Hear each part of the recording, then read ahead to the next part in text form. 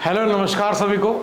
Today will be discussing about the FSSAI and the INR system.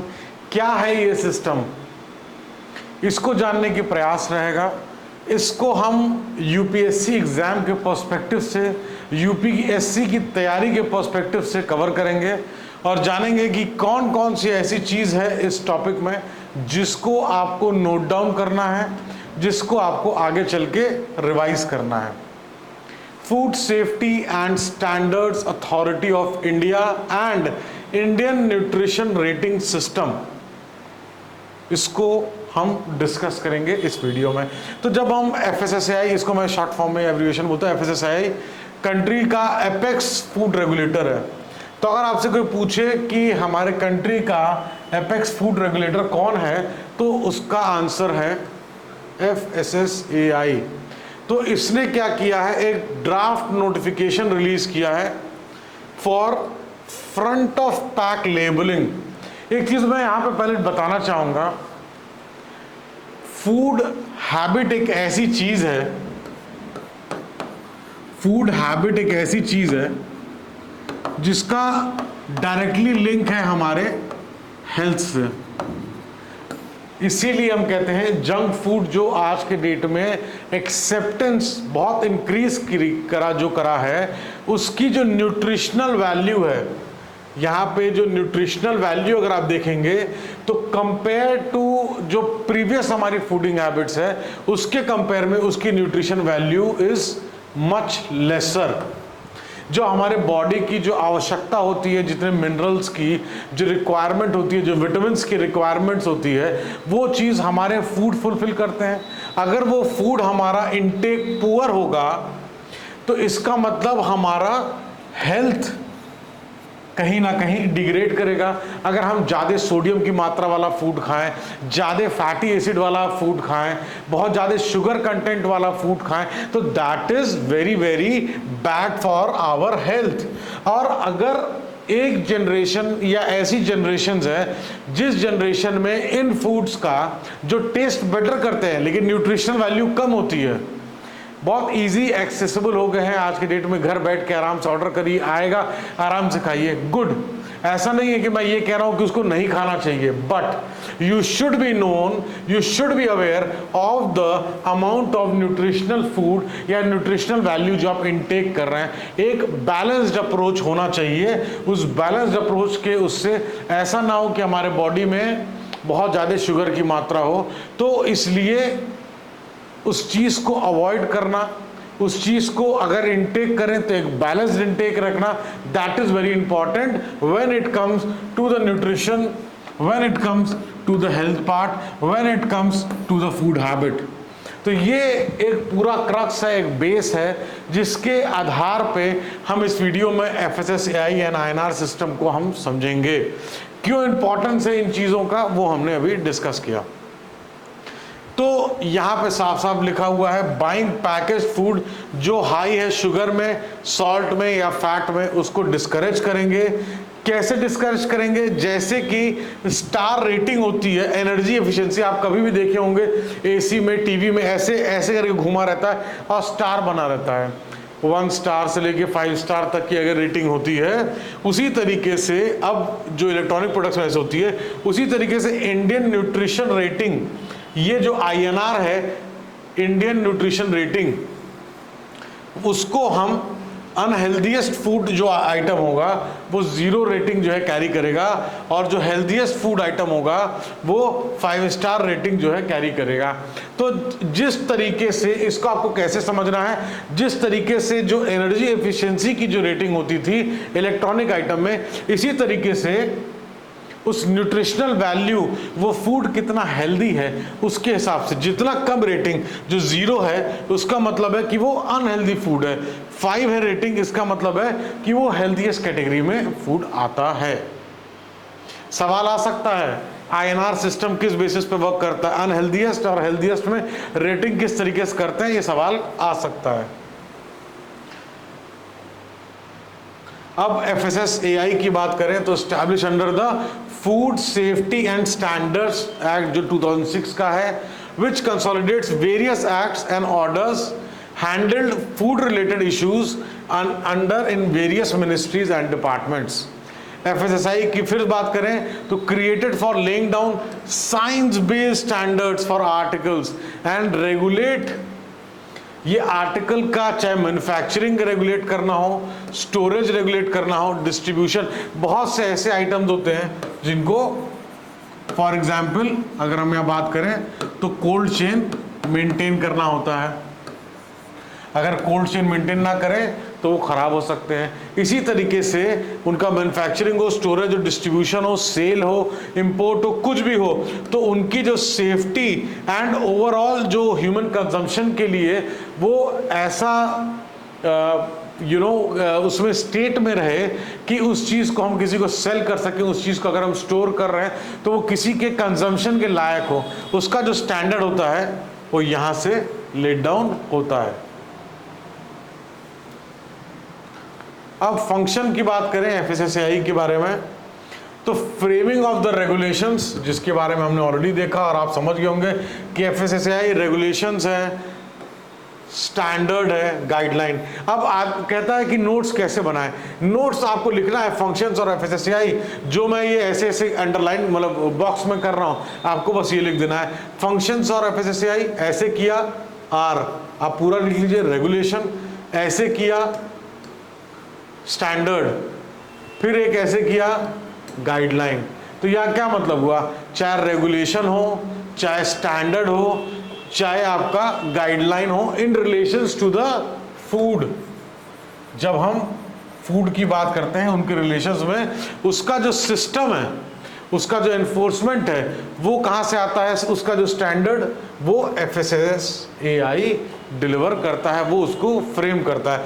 अब laying down mechanism and guideline की बात करें for accreditation और certification body engaged in certification of food safety management system for business. तो अगर किसी type का जो फूड सेफ्टी बिजनेस में जो इन्वॉल्व है उनके एक्रेडिटेशन के लिए जो मैकेनिज्म है, गाइडलाइंस है, उसको लेट डाउन करना। Creating an information network across the country so that चाहे वो पब्लिक कंज्यूमर हो, पंचायत हो, receive rapid reliable objective information about food safety.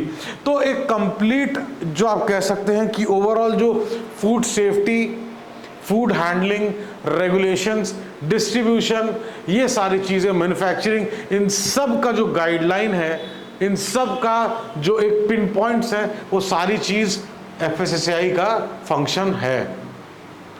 कुछ चीज़ें मैं आसान भाषा में इसलिए बताता हूँ कि आप जब इन टॉपिक्स को अगर आप वीडियो देख रहे हैं और आप वाकई में देख रहे हैं, एक होता है सामने खुला है इसको भी देख रहे हैं और पॉपकॉर्न भी खा रहे हैं इसको भी देख रहे हैं, सामने बुक भी खुली है, तो it's of waste. Book read करना भी उसमें वेस्ट है, वीडियो भी देखना मेरी वेस्ट है।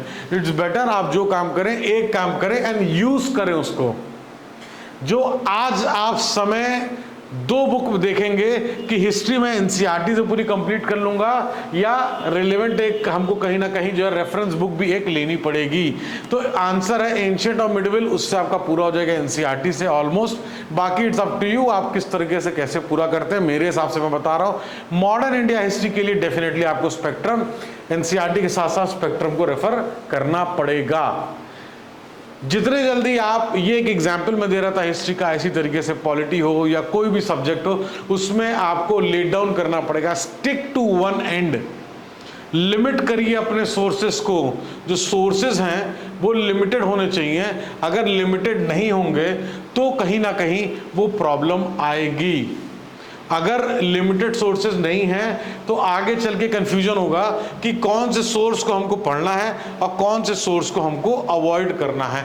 बिकॉज आई डाउट कि कोई भी ऐसा एस्पिरेंट होगा या कोई भी ऐसा होगा जो एग्जाम क्लियर भी कर लिया कि वो सारे सोर्सेज को पढ़ते हैं और सबका नोट्स बनाते हैं और सबको रिवाइज करते हैं।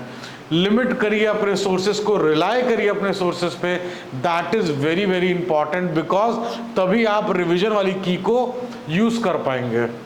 इट्स अप टू यू, आपको क्या ठीक लगे, लेकिन मेरा काम सजेस्ट करना है, इसलिए मैं आपको सजेस्ट कर रहा हूँ कि अपने टाइम को बहुत इंपॉर्टेंट तरीके से यूज करिए। Contribute to the development of international technical standard for food.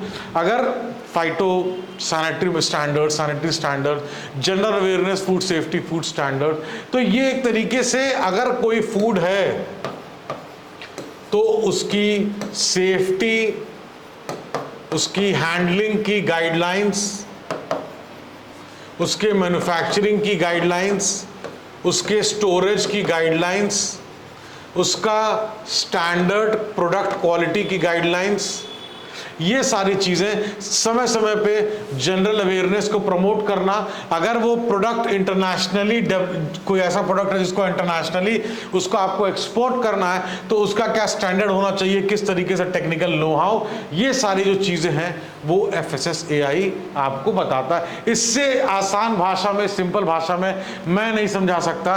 ये सुनने के बाद मुझे लगता है कि बहुत ईजिली आपसे अगर FSSAI के बारे में कोई पूछे तो आप ईजिली डिमार्केट कर सकते हैं उसकी इंपॉर्टेंट फंक्शंस क्या है। मेंस में भी ये क्वेश्चन आ सकता है जो फंक्शंस FSSAI का हम डिस्कस कर रहे हैं। तो FSSAI consist of a chairperson and 22 अलग मेंबर्स भी। FSSAI is responsible for setting standard of food, thereby one body to deal with no confusion. एक बॉडी है क्योंकि कोई केओस, कोई कंफ्यूजन ना रहे कंज्यूमर, ट्रेडेड, मैन्युफैक्चरर या इन्वेस्टर के दिमाग में, इसलिए एक ये बॉडी है। और हमारे कंट्री में ये एपेक्स बॉडी है फूड के मामले में। Ministry of health and family welfare इसकी जो एडमिनिस्ट्रेटिव मिनिस्ट्री है फॉर FSSAI के बारे में। तो कौन है इसकी एडमिनिस्ट्रेटिव मिनिस्ट्री, इसका कौन सारा administration? Ministry of health and family welfare, government of India. क्या करता है ये, कितने लोग हैं इस बॉडी में? एक चेयरपर्सन एंड 22 अलग और मेंबर्स होते हैं। अब हम बात करें इसके सेकंड पार्ट की, जिसको हम इंडियन न्यूट्रिशन रेटिंग सिस्टम, जिसके वजह से ये चीज़ें न्यूज़ में है, जिसके वजह से हम सारा क्रक्स FSSAI का देख रहे थे। ये चीज़ समझना आपके लिए बहुत ज़रूरी है। इसलिए ज़रूरी है क्योंकि ओवरऑल न्यूट्रिशन प्रोफाइल जब आप पैकेज फूड को देखेंगे तो हाफ स्टार जो है लीस्ट हेल्दी है, सबसे कम जो है वो हाफ स्टार है, और सबसे ज़्यादा 5 स्टार है जिसको हम हेल्दीएस्ट कहते हैं। मोर स्टार इंडिकेट क्या करता है? Better positioning. बेटर पोजीशनिंग मतलब जो ह्यूमन नीड्स जो हम खाते हैं, हमारी जैसे एक होता है ना मन कि आज चाइनीज़ खा लें, आज मोमो खा लें, मैगी खा लें, वो ठीक है, लेकिन बॉडी की एक न्यूट्रिशनल वैल्यू की रिक्वायरमेंट होती है डेली बेसिस की। वो डेली बेसिस ह्यूमन रिक्वायरमेंट जो है, यहाँ पे जो सबसे ज़्यादा खाना पूरा करेगा उसकी रेटिंग सबसे ज़्यादा हाईएस्ट होगी। इसीलिए उसको आसान भाषा में आप समझ सकते हैं, जितना हेल्दियर होगा उतनी ज़्यादा रेटिंग होगी, जितना अनहेल्दी होगा उतनी कम रेटिंग होगी। The logo shall be displayed. Logo जो इसका है वो कहाँ डिस्प्लेड होगा, कितनी रेटिंग है, जहाँ पे ब्रांड नेम है, प्रोडक्ट नेम है, ताकि ऐसा ना हो कि उसको कहीं इधर उधर पीछे छुपा के रख दिया, छोटा सा कर दिया, नहीं, front of the pack, front of the pack Indian nutrition rating system बहुत इंपॉर्टेंट है। तमाम कंपनियां हैं जो मन चाहे बना के उसको बेच दे रही हैं, स्टैंडर्ड कम से कम सामने दिखेगा तो। जिसको नहीं पता है कि अगर हम चिप्स खा रहे हैं, जो पर्टिकुलर चिप्स, वो कितना हेल्दी है, कितनी न्यूट्रिशनल वैल्यू है, हम कोई चीज़ फूड कंज्यूम कर रहे हैं, अगर हमको पता रहेगा कि नहीं भाई ये हमारे लिए हेल्दी है, ये नहीं हेल्दी है, तो हम आगे चल के स्लोली इसकी एक्सेप्टेंस बढ़ेगी, और एक्सेप्टेंस बढ़ेगी, अवेयरनेस बढ़ेगी, तो डेफिनेटली जो अनहेल्दी फूड है वो डिस्करेज होगा। जब डिस्करेज होगा तो जो कंपनीज उसको मैन्युफैक्चर कर रही हैं उसको हटा के वो भी हेल्दियर वन मैन्युफैक्चर करेंगी। फ्रंट ऑफ पैकेजिंग लेवल जो अभी हम लोग डिस्कस कर रहे थे कि आगे excessive consumption of sugar, fat, sodium, public health problem, ये नॉन कम्युनिकेबल डिजीज़ जैसे कि आपका शुगर है, ब्लड प्रेशर की बीमारियां हैं, ओबिसिटी है, ये सारी चीज़ें, वैस्कुलर डिजीज़ है, हार्ट की, ब्रेन की डिजीज़ हैं, किडनी को अफेक्ट करता है, ये सारी चीज़ें जो हैं एक्सेसिव कंजम्पशन, जो हम लोग बात कर रहे थे, जंक फूड या ऐसे फूड जिसमें शुगर, सॉल्ट, सोडियम की मात्रा ज़्यादा होती है, तो क्या प्रॉब्लम करते हैं? ये प्रॉब्लम करते हैं। ये भी क्वेश्चन इस टाइप के आ जाते हैं, साइंस एंड टेक के पार्ट में आ जाता है ये पार्ट, इससे क्वेश्चंस आ जाते हैं आपके प्री में। Excessive Intex of these nutrients has been driven largely by widespread availability, affordability and promotion of processed, ultra processed products. तो कहीं ना कहीं जो एक्सेप्टेंस है एडवर्टीजमेंट के माध्यम से, प्रोडक्ट के अवेलेबिलिटी के माध्यम से, लो कॉस्टिंग के वजह से, इनका जो नॉन या लो न्यूट्रिशन वाली जो फूड्स हैं उनकी एक्सेप्टेंस डेफिनेटली बहुत बड़ी है। Essential part of the solution requires use of law frame करना, रेगुलेशन बनाना, रिड्यूस डिमांड को रिड्यूस करना, ऑफर करना प्रोडक्ट जो कि excessive amount of critical nutrients जो है, तो एक तरीके से रूल्स एंड रेगुलेशन के तहत उनको चेक के अंदर लेके आना, उनको चेक के अंदर लेके आना। ये सिस्टम मैंने समझा, आपको समझाया FSSAI INR सिस्टम, और ये बहुत इंपॉर्टेंट है आपके एग्जाम के पॉइंट ऑफ व्यू से। इसलिए इंपॉर्टेंट बोल रहा हूँ, डायरेक्ट हेल्थ बेनिफिट इससे जुड़ा हुआ है, डायरेक्ट सोसाइटी का हेल्थ इससे जुड़ा हुआ है। क्वेश्चन इस टाइप के आते रहे हैं, अगर आप प्रीवियस ईयर क्वेश्चन देखे होंगे तो आपको आइडिया होगा। पहले भी मैंने पूछा था, अभी पूछूंगा कि करंट अफेयर में आप किस तरीके से अपने कंटेंट को पूरा कर रहे हैं, किस तरीके से अपनी तैयारी कर रहे हैं। अगर कोई बच्चा यहाँ तक देख रहा है और उसको लगता है कि मुझे बताना चाहिए, तो आप शेयर कर सकते हैं, यूट्यूब पे भी कमेंट कर सकते हैं, डिस्क्रिप्शन में दिए गए व्हाट्सएप नंबर पे भी भेज सकते हैं कि मेरा जो करंट अफेयर का सोर्स है वो ये है, सो दैट कि अगर आपको उसमें कोई दिक्कत है तो हम लोग डिस्कस कर सकते हैं। Thank you so much watching.